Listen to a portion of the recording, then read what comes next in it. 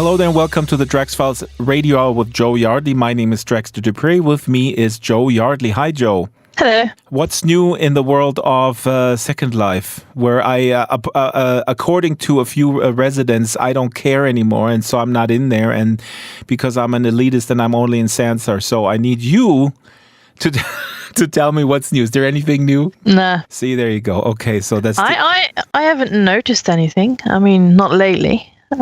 Second Life just goes along as it always does. I'm of course just kidding because I'm in every day filming for the Our Digital Selves documentary. We're in post-production and we're refilming and we're reenacting some scenes. It's super exciting. The film is coming out in April.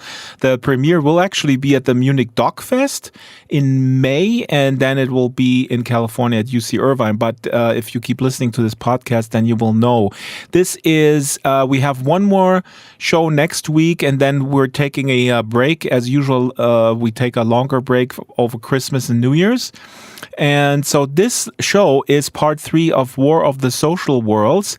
And we have some of the panelists from last time. We have actually 3 people who are high fidelity people. Oh my God. So we have Chaos Princess, we have Menethol, who listeners should know by now. And then we have Adam Frisbee, the lonely voice defending the desktop-centric yet mobile VR-compatible worlds. But I say desktop-centric because that's the core business of Science Space. And we have a new panelist today, and I want to bring her in, Dr. Fran Babcock from High Fidelity.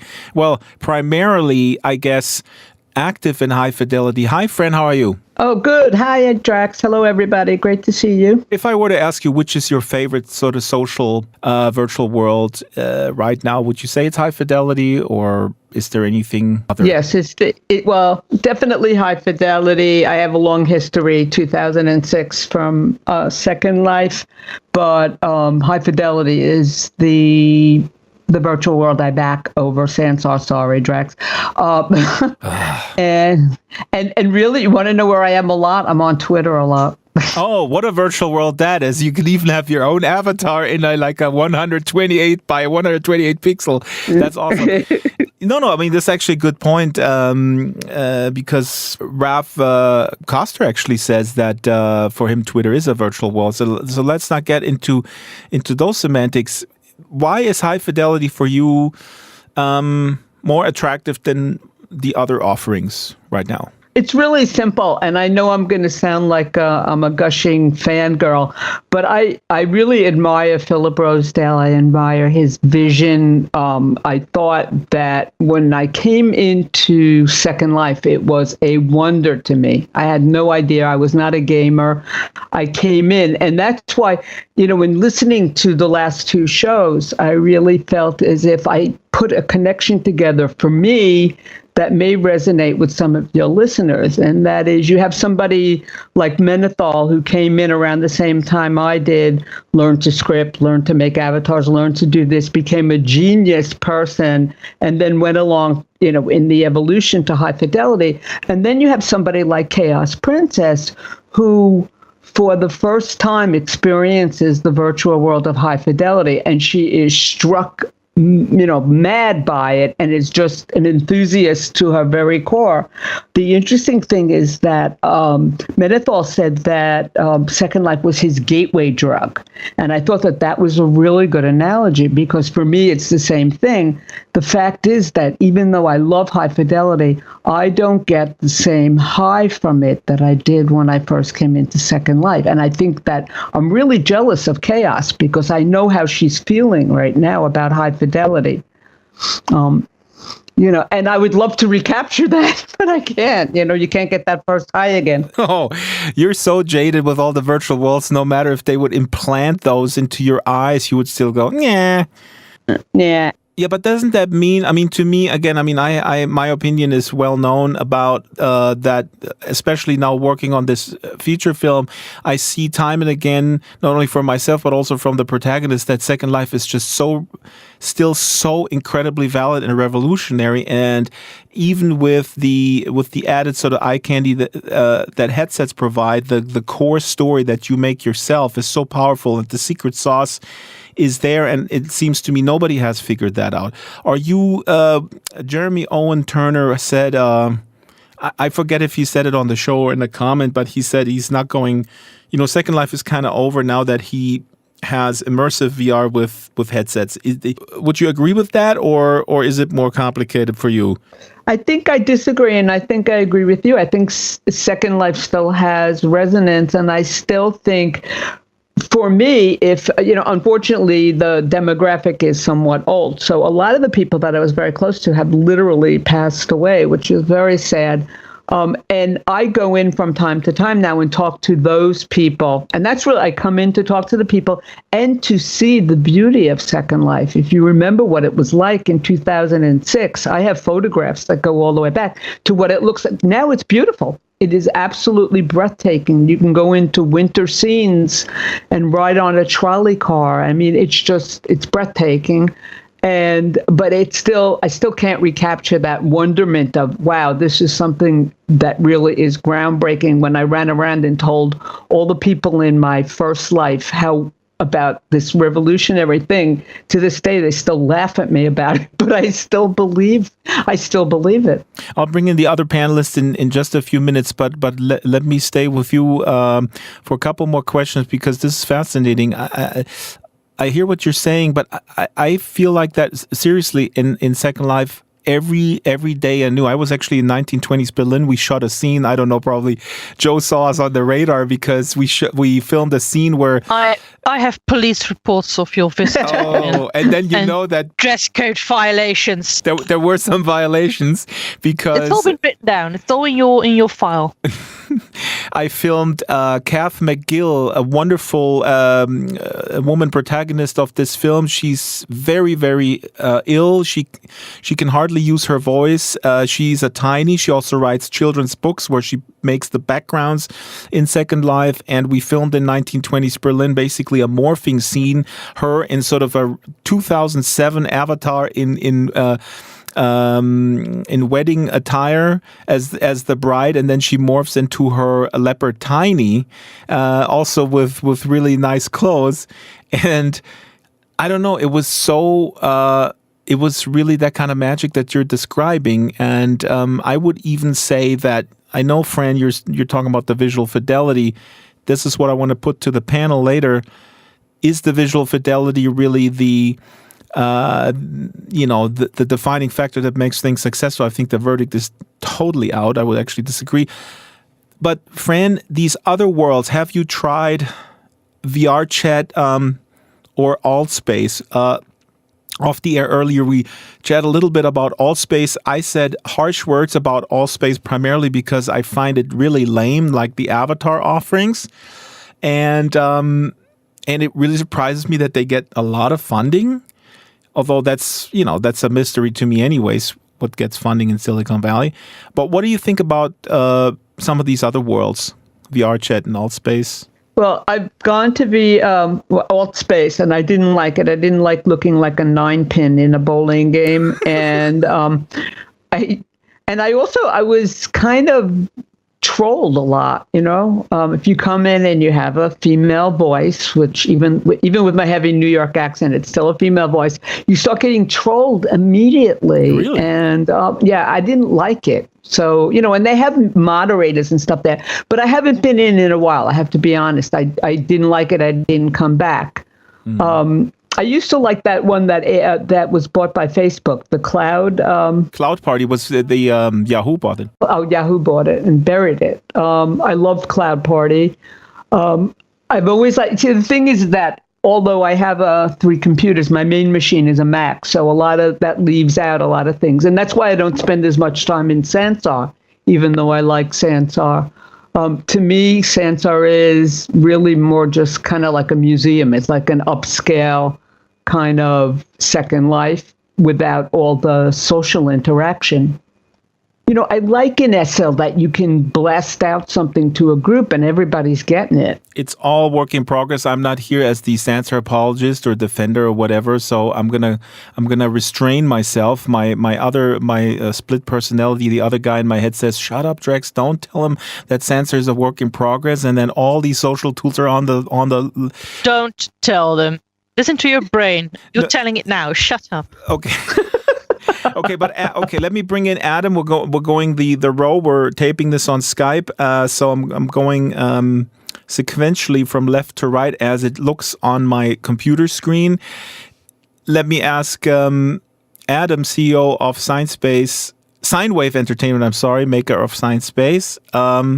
Do you feel like some of the stuff that people say about Sansa, like how static it is and you can't do anything, does it not strike you as really ignorant to assume that a company like Linden Lab just makes things without a plan?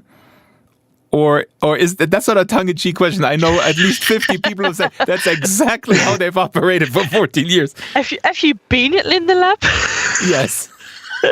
They have furries working there. Okay, they call them dogs, but still. Look, I can't talk too much about what Linden Lab's plans are, but I'm sure that they're not too dissimilar to what we've been working on. And I mean, our plan, we've got a plan. I actually ran through next year's plan with our community at our first birthday about 2 weeks ago. But I really think that the plan becomes what's everyone complaining about the loudest. That tends to be what gets focused on. We set a plan for this year, and we got through about 75% of the features that we wanted to get through this year, but very much it was, okay, so people are complaining that X, Y, and Z need to be added. So things like vehicles got a lot more priority this year than we actually thought we were going to do originally because everyone was asking for them. There's all sorts of bits and pieces that'll shift around. So I wouldn't be surprised if Linden Lab is working on the same sort of thing, that they've got an overall idea of some things they need, but they're not quite sure what the right order is to implement them. Adam, how do you guys achieve? You're a much smaller team. I mean, it's really impressive what you have accomplished. How do you achieve? How do you bring people and how do you make them stick? I mean, that's really, it goes back to the eyeball question. We're in such a fragmented world with overwhelming entertainment choices, not only in the virtual world. I mean, you compete with eyeballs who have a Netflix subscription. How do you go about that? Well, I think the answer to that one is we don't go about that. I mean, we do to a degree, but the important thing is actually to enable developers and creators and people who want to build cool stuff to be able to build cool stuff. And that's what ultimately attracts and keeps users. And I think the elephant in the room a lot of the time has been Second Life. It is by far full to the brim with content. And I think that all the new social virtual worlds, ourselves included, need to push the envelope further. We need to do things that just simply aren't possible. So I mentioned vehicles a second ago. Vehicles are a great example. They're something that Second Life's architecture cannot support. While you can build vehicles, they can't be responsive because everything's running off the server. Which means you've got sort of minimum latencies and things built in that makes vehicles experiences unpleasant. Likewise, you've got sort of region size limits and all those kinds of things. So I think that the key to building the next generation virtual world is, one, demolishing those barriers and saying, all right, we need to go for so much further because we are competing with that huge legacy content base. Because frankly, making users stick is not the hard problem. It's putting good content in front of the users in their first 5 minutes. We ran a lot of virtual worlds in the past for corporates. So we came in and sort of built branded virtual worlds. And that's actually a lot of the engineering that went into Sinespace. We learned from building those branded environments. And one of the things that we learned over and over and over again was 5 minutes. The first 5 minutes matter. Absolutely. That will have a massive impact on the next day retention. The experience that a user has in the first 5 minutes actually has sort of an impact of about 50% on whether they come back the following day. After you've caught them for the first 5 minutes, the next 45 minutes are also very important. And if someone has a great session in that sort of first hour, they will come back over and over and over again. But the key is bringing the good content that developers have made, so enabling developers make good content and then being able to showcase it. That's the important thing. Content, we're going to talk more about content. We're also going to talk about content protection in just a minute. But Adam, are you then also, and I forget if I asked you this question before, because this is obviously my and also Joe's, I think, core belief that virtual worlds need to be aspirational and they need to be able to transform people from folks that just look at stuff to like, maybe I can do this myself. Now, have you identified with data for the people? Yes. No, Adam, have you identified, because this is what Björn from Linden Lab told us in an interview that's going to be in my upcoming film. He said they just have found out that only, I don't know what the percentage is off the top of my head, maybe 1% or less, they're making the content, so Linden Lab has made the decision to focus on these people. I can give you some different stats, and it depends on the ease of building content. That is the magic number. While it is definitely true that about 1% to 3% of users are the ones who actually are willing to get out Maya and Blender and build content, if you make the tools easier, you can bring that number up to about 10%. 15%. Exactly. IMVU, for example, IMVU published their creator stats a couple of years back. And offhand, they said that it was roughly speaking about 70% of the users never touched the content tools at all. And I don't think that number will ever change. I think that's probably the group that will not touch content tools. But they have content remixing systems in place. So they have the ability to create textures for other people's models. You have the ability to make stickers, which are just simple 2D images that you can slap on your profile. Those types of content actually fill up a very large percentage of the next 30%. So what you sort of have this split of 70% do nothing, about 20% or so will do very simple remixing and basic content. About 7%, I think, were remixing and retexturing existing content. So it's sort of the next level up. And then about 3% were actually building original content from scratch. And I think that sort of pyramid goes across the whole spectrum. So the key is to make the content tools as accessible as possible, because when you do that, you broaden up from 1% up to potentially up to 30%. That's the cue for Jo telling her story that we've heard a million times. No. I'm just saying that. Just saying that if you have a virtual world where only 1% of people used creative tools, then you have a problem. That's not a good thing. That's not something to say. It's only 1%, so we're okay. That's something you should change. You should work at. And in Second Life, I think the percentages are even more different, because I don't think there's anyone in Second Life who not at least once or twice rested Prim, even just to sit on or to show a texture on. We all use them sooner or later, even if it's just once. And I think that if you get them even more basic, if you can let anyone build, those percentages will keep changing. I want to say that Galen from Sansar from Metaverse Machines is not with us today, unfortunately. So I'm alone here with the Sansar, the Justice League. But let's talk about content and content protection, because that seems to me a big issue. And I want to bring in Chaos Princess first. Philip Rosedale has been talking about blockchain to secure content, and they have High Fidelity has demoed now a few times their shopping experience, where you just take stuff from a display in the world, you take it, you put it on a watch or a hat, and it seems to seamlessly work. So this is a really complex problem in virtual worlds. This type of ease of use when you go shopping is a big issue in Second Life, putting on clothes with all the alpha layers.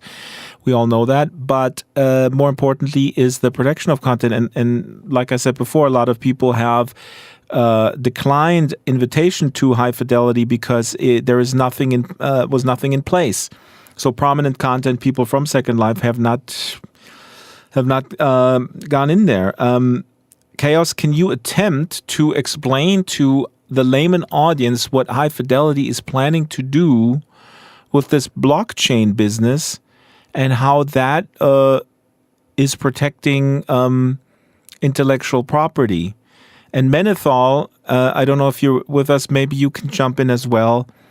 if you feel it goes over our heads or under our heads, whatever. Okay, I try to keep it short, but it's like 3 wide fields. So for once, I think, and Philip thinks, that the blockchain solution is better than a centralized solution for storing assets, currency, identity, and content protection, because with blockchain you don't have like a centralized server which can be overloaded or be breached. And so what Philip is approaching is like a golden mean of blockchain, because we're in like the infinite blockchains where everybody can create a node like Bitcoin works with. We have the big problem of like long transaction times. I know that 90% of listeners go like, okay, I have no clue what you're talking about.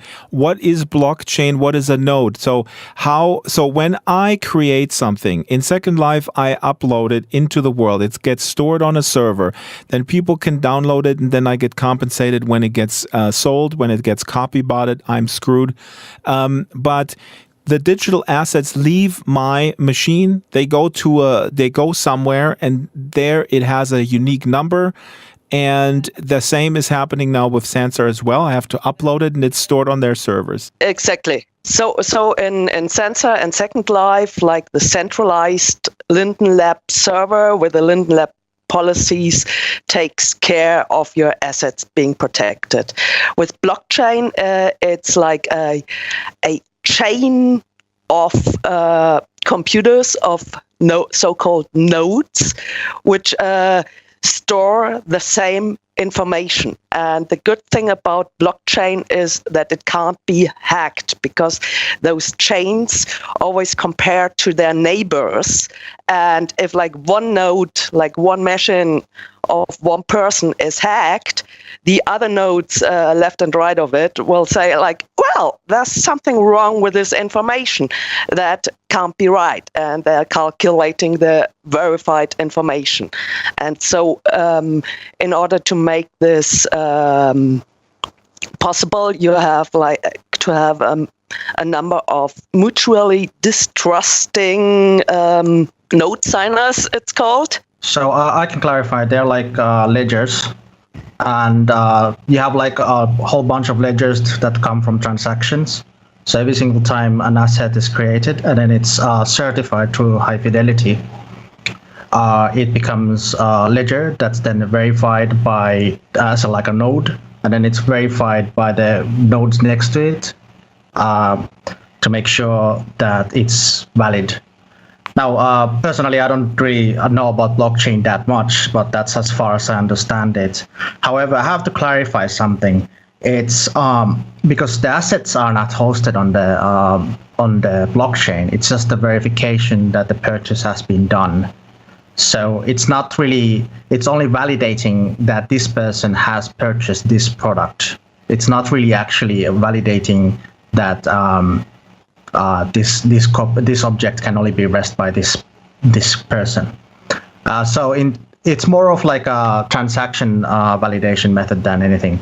But that is then really kind of cool in the sense that I can then give this to someone else, like in the physical world. I can just give it to someone because I bought it, and then if I choose to gift it or just give it to someone for their birthday, I can just give it to them. Yeah, you're basically you're basically making another transaction where you give the certificate to the next person.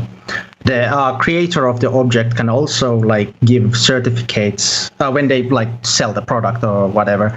They can also give like the object rights to be resold.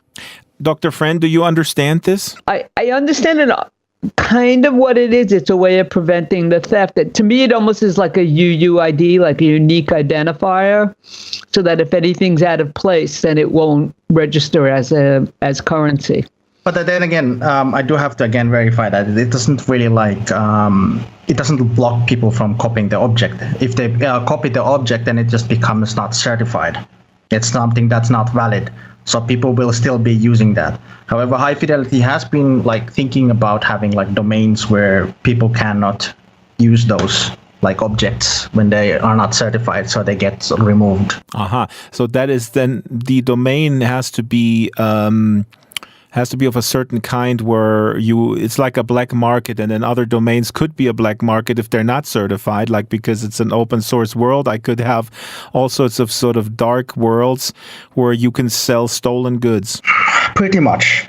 But I mean, like, other games are not really restricted to this. I mean, there are many Chinese copies of Overwatch, for example. There are many tools to rip out models from games. In any game, it's nearly endless. And I think the list of things that can allow you to do this is actually growing. So I just wanted to make clear, because Menethil is making a good point. I'm certainly not saying or putting you on the spot, the high fidelity folks, that, Philip is claiming to have solved this problem. I thank you, Menethil, for mentioning this, because this is an unsolved problem with digital goods and services of any stripe. So with music, obviously, it has not been solved even by these even by the services that came along, and iTunes did a lot to kind of revive the music industry, but it still took a big hit because of the advent of digital. If a bunch of kids steals music or steals a web page name or whatsoever, nobody cares. But if somebody's going to do big business with it, you can actually go to court and let a judge decide who is like the owner of the IP, and this proof you can now make by using blockchain with a high fidelity system. That is a really good point, because we know, all of us Second Lifers know, many lawsuits where it dragged on and on and on. The last, I think it was Osimos finally, I think, was pulled completely. And the Amaretto Horses case, I remember, I have to link to all these. That's a good point. So that's a big promise. Adam, you wanted to chime in here? I was just going to say that there's only one way to actually properly secure content, and that's to have a human in the way. Really, unless you've got a human in the way, all these automated systems are so easy to break.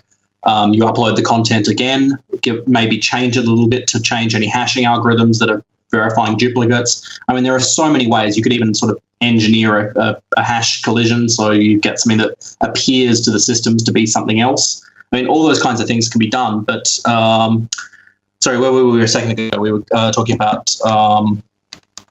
You just ran off on a tangent. I had something to say.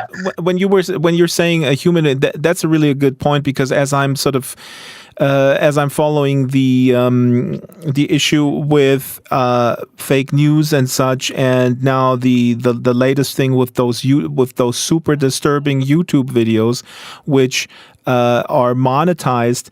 The only solution that I see to all these things, and maybe that is a similar thing, is to hire people. This is what Hi-Fi is going to do.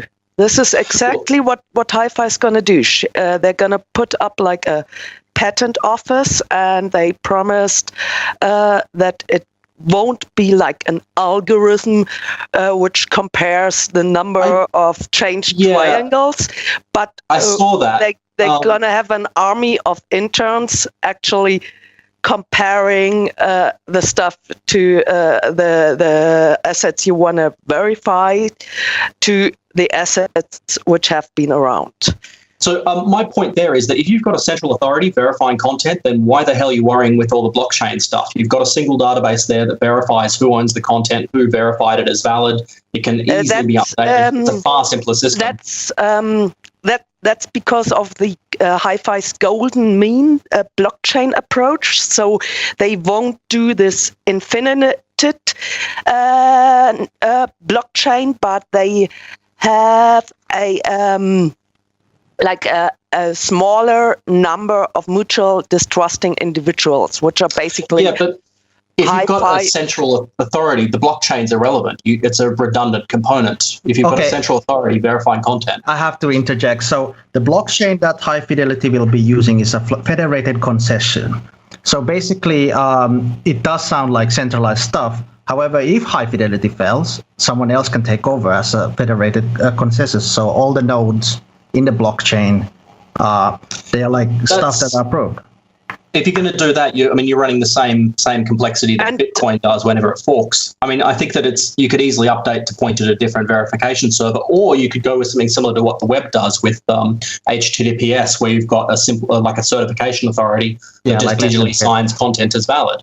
I mean, that would work far easier and be a simpler system. But aren't we talking about two different fields of technology here? The one is like the way how it is stored, and there, as like a blockchain high fidelity fangirl, I say it's better to be stored in a blockchain which can't be hacked, which isn't on like a company's server, which will drown with the company.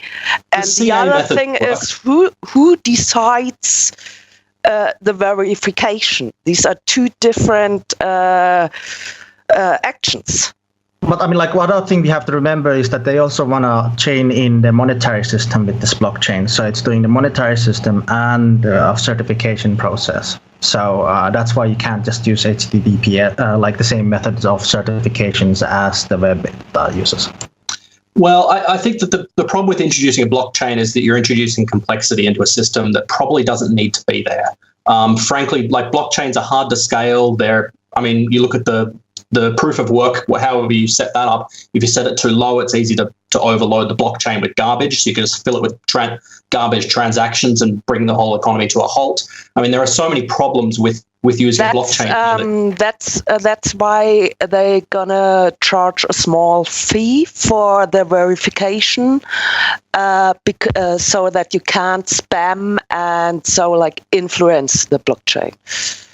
I think that you're adding complexity that doesn't need to be there. But so there was one point that I forgot earlier that I was just going to round back to, was the issue of suing. I think that ultimately with content protection, you need to make the barrier to infringing content more than the cost of just buying the content. That needs to be a founding principle, because we're talking about suing people over content. You are not going to sue the average home user who rips a $2 item. It's going to cost you tens of thousands of dollars in legal fees to recover $2. It's not worth the time and effort. And I think that coming back to that point, you need to make these systems basically foolproof for content. Not content. You need to make them hard to attack as a third party to be actually able to enforce these things. My mind is just full of stuff to comment on. So about the assets being hosted, because I mean the thing is that makes high fidelity unique from the other platforms is the fact that everyone hosts their content themselves. And due to this, if you host the content yourself, you're hosting it on a website or on a web server.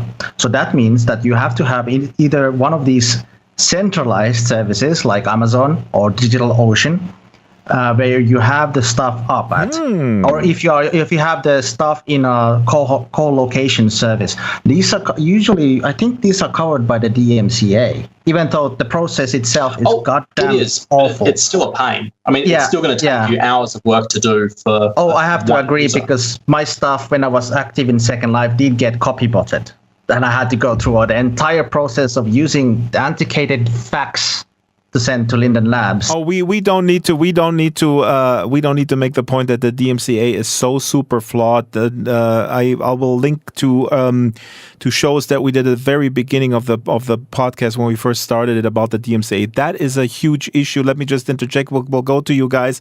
This is fascinating. I'm sitting here, I'm listening, I'm learning.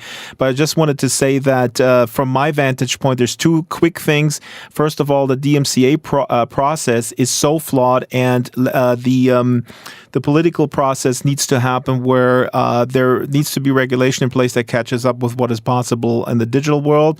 We're going to link to a whole bunch of very thoughtful articles about the DMCA.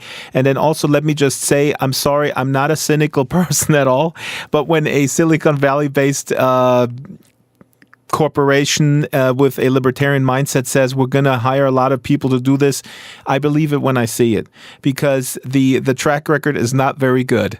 Not for Philip per se, but for this entire industry. When they say, "Oh my God, yeah, right. Oh, mea culpa, we got to do something. We're going to hire people." No, they won't. Okay, next. I'd like to add something to Adam's statement, which is I remember like in the early days of the web, some big, mean attorney copyrighted the word web space. And he went after everybody who was like advertising, like, I'm a small server in my kitchen and you get like 2 megabytes of web space if you sign up with me. And he made like lots of money there. And of course, it's for an individual person, it's like a huge amount of work, which doesn't pay off to go after like a $2 copyright issue. But maybe this is like a new job description for new businesses, if that you can like, as this mean attorney going after everybody using the word web space on their fucking web page. Like you could put up a company who makes sure that it goes to court and that it writes all the legal letters and telling people not to do and forcing them to pay money if they keep on copying that. To protect the user. I think the recording industry tried that, didn't they? I mean, you think of all those articles of the recording industry suing grandmas and things because of what their grandkids did. I mean, I think it's a disaster. First of all, that didn't work, and second of all, they alienated their own user bases. They're F you guys, we're not going to buy this crap anymore. So this is a push and pull that's been going on for a long time. I mean, I certainly don't have the solution. I just think that it would Well, we can talk about class action law, so we can. This is not a bad point, Chaos. When a group pulls together and pulls resources together, but at least in the United States, where the platform providers are, most of them, the legal framework there with the DMCA and all that is just completely flawed. I also got reminded of a patent troll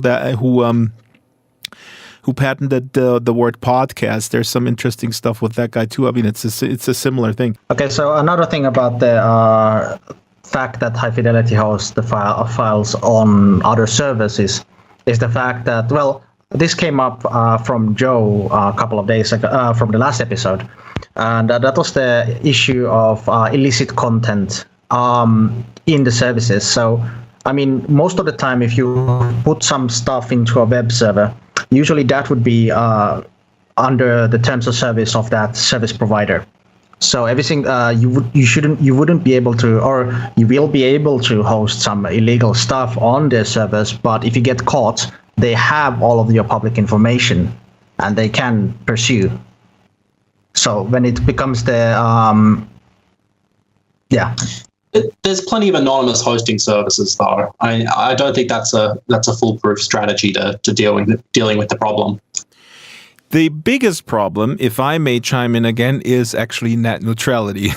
I think, or the destruction of net neutrality, because if net neutrality is challenged, which the guy escapes me, the head of the FCC who was put in by Trump is putting this up for a vote in a week or so, beginning of December. When there is no net neutrality, there will not be equal access to content, and the pipe owners will be able to throttle certain content and will charge different packages. So that is probably the biggest obstacle for the growth of a metaverse. Oh, it's a huge problem. Definitely. Like the virtual worlds, especially the new ones, are really high bandwidth.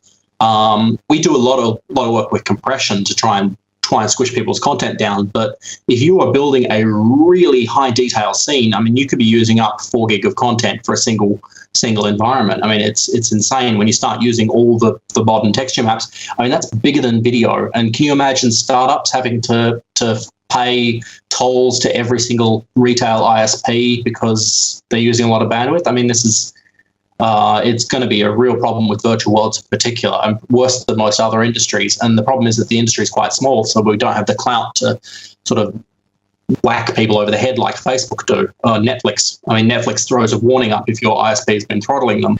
when Netflix, which is a giant, was throttled by Comcast and threatened that they can't deliver their stuff anymore, and they went to the FCC. When giants battle, that does not necessarily mean we at the bottom of the totem pole will survive.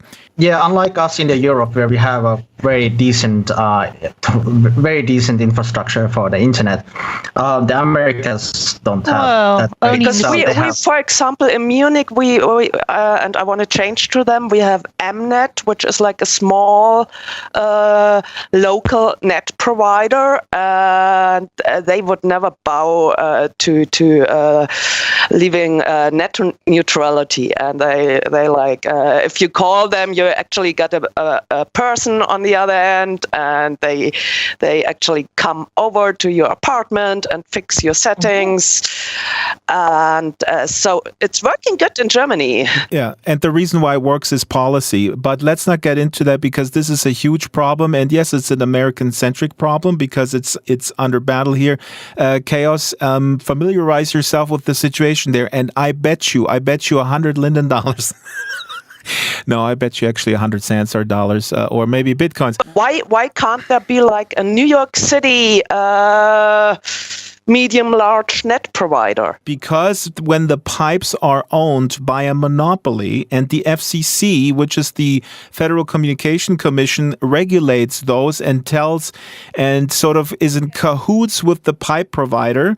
And when the pipe provider, let's say Comcast or Verizon, they own also a content creation platform or they're gobbling up a movie studio and they want to have their own streaming service, and Netflix is their competitor, but they own the pipe. So when Netflix streams something, they go like, let's make the Netflix experience so bad that people will go over to our service. And so what is happening right now, the FCC is voting on this. I believe it's December 5th. And it looks really, really bad. The bright side is that I'm just reading this here. They received over 20 million comments. And last time, John Oliver, a well-known comedian, the last time this happened, he was actually putting the word on. The phone lines at the FCC were so jammed. So kudos to the Americans who are, in my experience, much more sort of, quick to protest, where while the German protest culture, I think, leaves a lot to be desired. This is a cultural cliche, but the Germans, they complain about stuff and then they go to the Hofbrauhaus, drink a couple of beers, and then they forget about it because they're too drunk. But I want to bring in Dr. Fran. She's listening like I am to all this new information, and we both don't have this technical background, but I want to ask you a question which is to me equally important to all the technical flow if we want the metaverse to grow. So it's very important that the content flows, that people can monetize their wares, that we have stability. But it's also really important that we get along and as human beings. And the world is unraveling in terms of how men treat women, and we have all these high-profile cases. And my friends and I talk about this daily. That sure, in Hollywood we knew that was going on, but people are not talking about harassment in the food sector or in sort of low-wage jobs. You mentioned earlier in Altspace you were trolled. We all know trolling. We all know harassment. In Second Life, what do you feel is being done now, and what needs to be done in order for us to get along in the metaverse? I mean, we transport these behaviors into this new realm. I was naive 10 years ago to believe like, oh, this is all shiny. We're all magically sort of become really good human beings. But that's obviously... Well, Sansar had his first troll. Right. It was you, Jo. Yes. But you were mild. I mean, people people didn't quit censoring. It's really difficult to be a troll while you're also a polite, decent, civilized, old-fashioned lady who never swears. But I bothered a few people. Fran, what do you think? And I actually do want to bring in Jo, because you successfully, I mean, you run 1920s Berlin with a kind of a, it's a police state. Maybe that's the solution. But Fran, what do you think? What do we have to do? I don't know that there's anything we can do. It's kind of like copying objects in Second Life. But what I have seen is, you said it, Drax, that we bring who we are where we are, and no matter where you go, there you are. That's always been my take on virtual worlds, is that as much as we try to play at being someone else, I think Jo Yardley was talking about the BDSM person hanging from the chandeliers in the last show. What is with them? Can I get a screenshot of that? We'll give you a tour, Chaos. Trolling? That's adding up to the visual experience. Exactly. Sorry. But I think that regardless of how we try to couch it, who we are in the virtual world is who we are. And the people who troll are people who want to be doing that. I don't think you can ever stop. I mean, I was so naive when I first came in. My first day in Second Life, I was at a party with the podcasters, because that's how I came in. And someone threw me off a platform and I started crying. Well, they just pushed you? They just pushed you down like you were like a high they pushed me off the platform and I fell. And I knew nothing. I mean, I really could barely walk. I still can barely walk in Second Life. But the fact of the matter is that, fast forward a few years later and someone caged me and I just logged out and then logged back in at home. I mean, these are things that you learn. In virtual worlds, they can hurt you the same way they can hurt you by bullying you online, only with words and stuff like that, and reputation. But I agree with you, but I just want to throw this in. And we have a couple of shows with trolls, and remember Esteban, Jo? We had that very beginning. But I really changed my mind on Esteban a little bit, because I found Esteban to be actually quite humorous. But then again, when you think about it, so he teleports into people's homes, and then he says, "What is this? I am the mayor of Second Life. This is now my home." And so you watch this on YouTube, you're like, yeah, that's kind of hilarious, and people kind of overreact. But if you think about it, this is a safe space for a lot of people, and you don't know who people are. You have no idea what they went through. This may be the only space that they have where they feel safe, that is their own, right? So it is, to me personally, no different than if somebody comes and bullies me in the physical world. I don't see a difference, and I think we need to treat it that way. It is really not.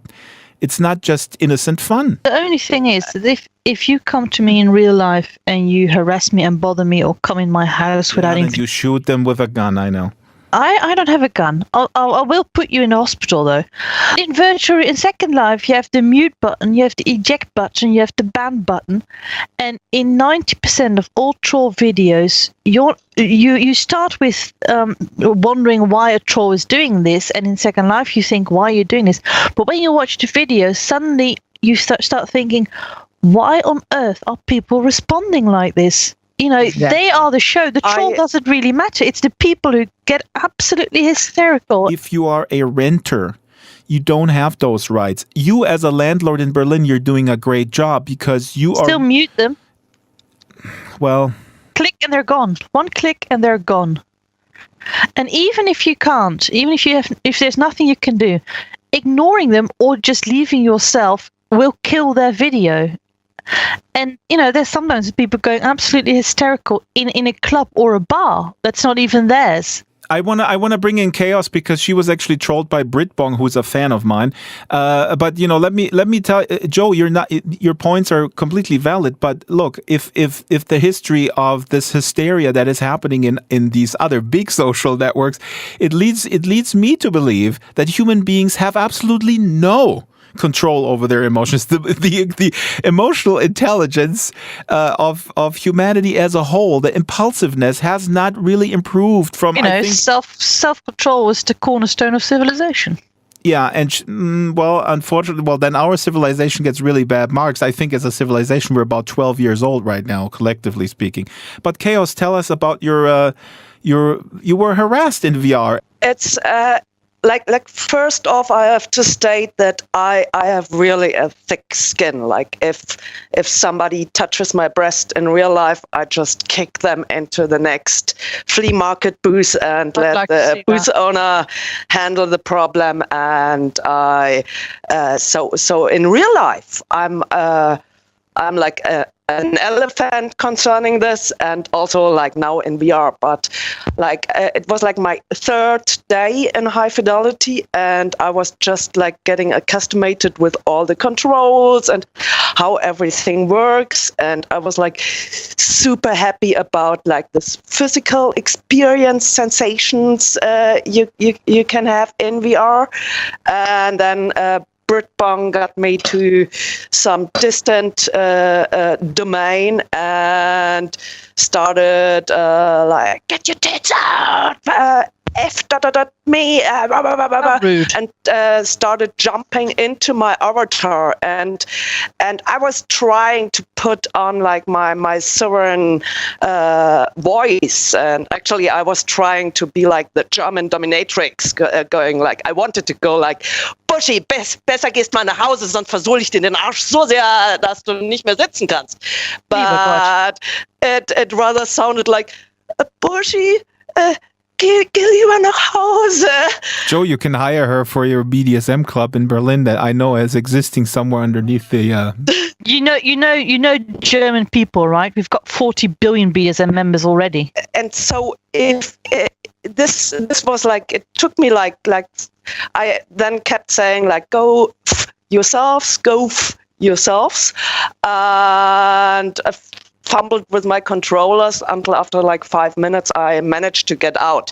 And I wasn't like witty enough just to put off the headset, because if you're experiencing this whole world and this whole VR physical sensations for the very first time, your brain is like overload. So I didn't think of the nearest solution.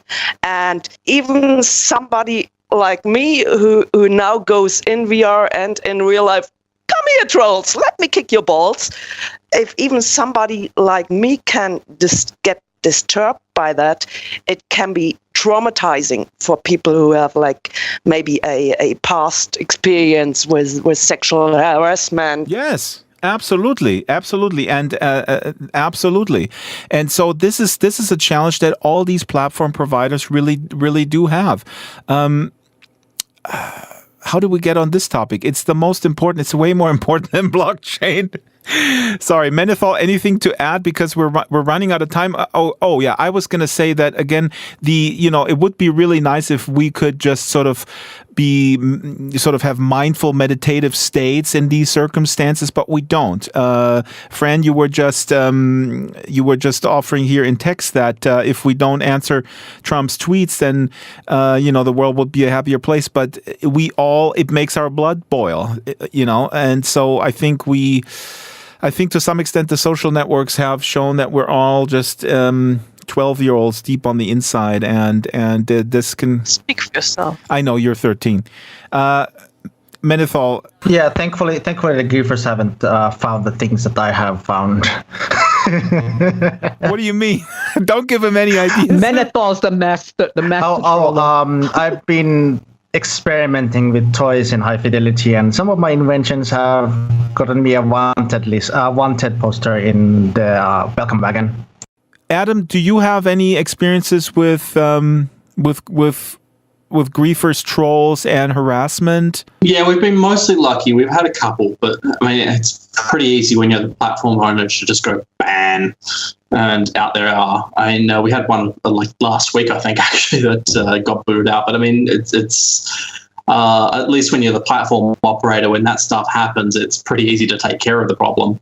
I guess it's a completely different experience when you're an end user, and especially if you're in a space where the owner isn't around. That's a whole different ballgame entirely. Yeah, exactly. I think that's what people forget. I mean, yeah, if you're the SIM owner, the domain owner, or whatnot, you can throw people off, or you can just take it offline or whatever. But that's a privilege thing. We're talking again about a certain class of people that are able to afford that. And it's mirroring in a bad way the physical world. I mean, I think we need to aim a little bit higher. Yeah, it's a tough one too, because you're balancing off against what creators can do, sort of their powers to change and modify the environment against the end user's experience when someone inevitably abuses those features. We are somewhat lucky because we've got a fairly stringent review process in place that sort of handles content review and makes sure that stuff that's uploaded is good. I mean, there's always good purposes with things, but you combine that with a slightly different permissions model. So we, for instance, have different rules on whether you can add something to an environment, whether it's a gesture. You can almost always add a gesture to an environment, or a vehicle. You can almost always do the same. But if you're bringing something else in, it might not always be able to be created in that space. And I think that there is some degree of flexibility as a platform owner you can build to sort of limit the destructive potential, but at the same time, you're also limiting the creative potential. So it's a balancing act. And still, I mean, that only applies to the issue when you're harassed with objects like I don't know, particle effects and flying penises come to mind. 2006, never forget. But well, both of those were objects, really. But the bigger issue is things like voice. So you've got to make sure you've got good mute tools.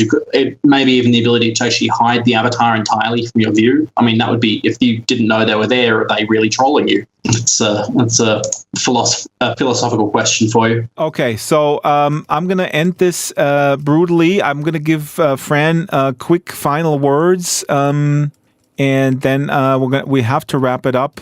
What do you think, Fran? Are you going to ever visit me in Sansar? Or I was there. I went atlas hopping one week. I've been there. I actually have a space there. What do you call it? Scene? No, experience, Fran. And pardon me. Jesus Christ, these arrogant high-fidelians. It's a sim. We call it a sim. It's just a sim. I don't care. I call it domain. What's a dominatrix? That would be the highest level trolling if you make an experience in Sansar and call it domain. Domain. Thank you. Matrix. Except that's not my personality. Go get that thing name now. Chaos said dominatrix. Oh my God! Now we're cooking here. We got the ideas just coming. Oh my God! The group project. Well, I am a content creator. I don't know that people really know that. I have quite a few domains in high fidelity. One of them, a canal. My problem, the roadblock I always hit is that I can't script. I was just getting good at LSL, and then I left. So that's where I hit the roadblock, because I built a beautiful canal, and I can't, make anything move in it. You should try the shaders. Really? Come over to us. We've added boats very recently. Come to the dark side. Yes. Yeah. Science Space has a lot of vehicles. Oh, I know. I read Hamlet's blog, so I know. Yeah. And thus the wars continue. The wars continue, but we're wrapping the show. We're not continuing with this theme. I'm a lover, not a fighter. I think that there's room in the world for a lot of virtual worlds. I'm a fighter. Yes. Oh yeah, just for the record, the title is obviously tongue in cheek. Let me assure listeners that we're not planning on becoming the tabloid like the audio version of New World Tropes. I'm sorry, I gotta hit where it hurts. I'm sorry. It's so childish. I'm a 12-year-old, I admit it. So that's the show we have. Thank you, everyone. Menethol, Adam, Chaos, Dr. Fran, and Jo, you will have the last word for what people need to watch if they haven't watched it. But I'm going to say next week we're going to have the last show of 2017, and we will do it live in Second Life, and everybody's welcome. I will announce in the Second Life group and on the Facebook group when we tape that. It's going to be sort of wrapping 2017 with stories primarily about Second Life, what was new, what happened, and what we wish going forward. So it's the year-end show. Jo, you mentioned something that came out just before we started taping. Literally the minute before we started this taping. Something like White Mirror? Black Mirror. Black Mirror, that's it. Just released the new trailer for the next season of Black Mirror, and it is absolutely horrifying. And it is pretty much the most interesting, fun thing on TV besides Babylon I couldn't Berlin. get past the first episode. That pig was just something else. Oh my God, Adam, it's not even past the first season. Go make yourself watch the other episodes. Oh, There's please. a few of them that absolutely shout Second Life and virtual reality. San and Junipero. people like us. It San is- Junipero. Yeah, Yeah, you're gonna just absolutely love it. rewatch that. Yeah, you have to. It's your homework. Caitlin told me that I'm saving this like a good piece of chocolate good to wine. finally watch it. As people know, You can watch any episode at any order. Sorry. As people know, I like to read books, and I will have the last word on this, because Black Mirror is really the only narrative television that I do spend time with. If people in the audience like to read, or even if they don't, they should get the audiobook of David Foster Wallace's Infinite Jest. Infinite Jest, let me just read 3 sentences from the synopsis. Infinite Jest grapples with the existential boredom created by technology. What Wallace biographer G.T. Max calls the sad, senseless attempts by Americans to amuse themselves in the absence of any larger spiritual idea. Now, I'm going to leave this here. Infinite Jest is hilarious. If you're afraid of a 1,000-page book, just get the audiobook. It's hilarious. The central plot is about a bunch of terrorists. They want to obtain a copy of a film called Infinite Jest, and that's a film so entertaining that the viewer becomes obsessed with watching it, refuses to drink, and then dies. So if this is a metaphor for you, sort of a negative look at the future of virtual reality, maybe mass adoption of virtual reality may also be the end of mankind. Who knows? That'd be good. Thank you all, and have a fabulous weekend. And we have tons of information on the blog, contextual information, blockchain, and all that kind of stuff. And I'm in California in February, so I'm going to ask Philip to do an exclusive explaining blockchain, but that's in 3 months. So meanwhile, you can read the blog. Bye, everyone. Auf Wiedersehen. See you. Bye. Bye-bye. Bye. Thank you.